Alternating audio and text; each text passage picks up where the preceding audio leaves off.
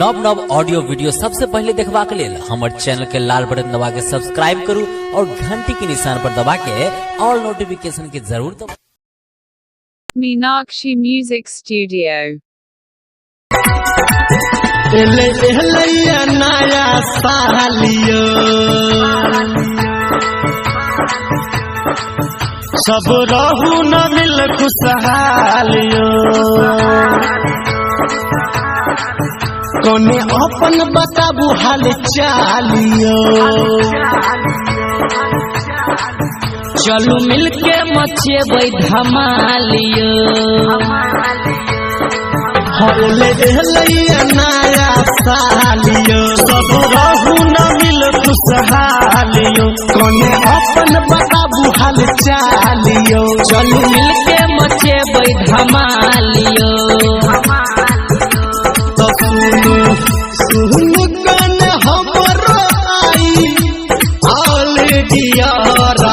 चलू सब कियो मिल के मन है भैया पिकनिक के संग हैप्पी न्यू ईयर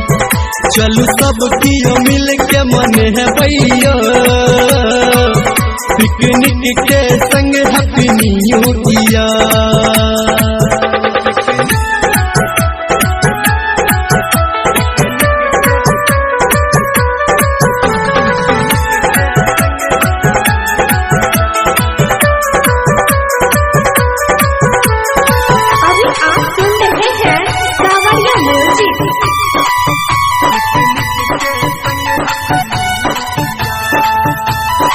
पार्टी मने भैया हमिता हाँ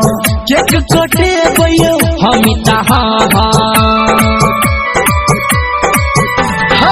पार्टी मने भैया हमिता हाँ केक कटे भैया हमिता हाँ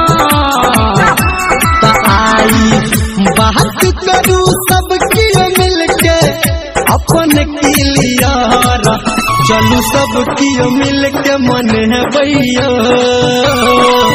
पिकनिक के संग हैप्पी न्यू ईयर चलू सब कियो मिल के मन है भैया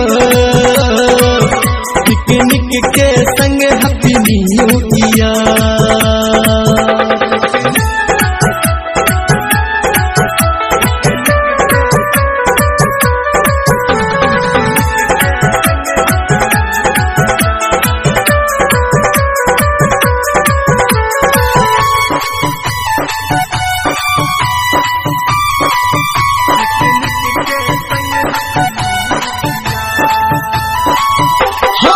डीजे बजे भैया हमिता हाँ मुर्गा कटे भैया हमिता हाँ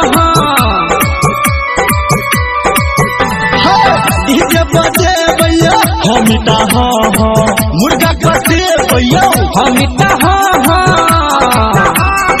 आहू आई सबकी सबके हमारा नियारा चलू सब कियो मिल के मन है भैया पिकनिक के संग न्यू ईयर चलू सब कियो मिल के मन है भैया पिकनिक के